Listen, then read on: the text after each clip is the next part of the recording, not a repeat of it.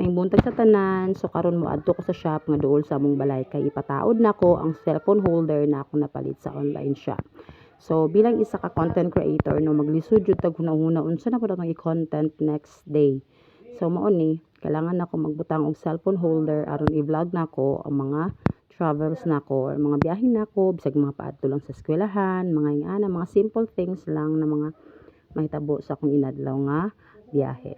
So habang ginapataod na ako nan may nang ka-expert kaayo ning manugtaod sa cellphone holder no. Kay kablo gyud siya unsay buhaton kay kung ako lang na wala gyud.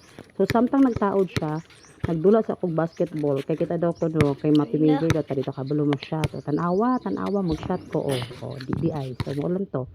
So balik ta sa tauran sa akong cellphone holder. So hapit na siya mahuman.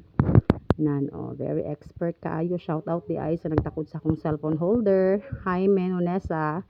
Daghang salamat kay wala ko nimo gisingil sa imong talent fee na very talented kaayo ka. So daghang salamat kaayo. So maulong to guys. Daghang salamat. Ay wala pa day naman taas man di akong video.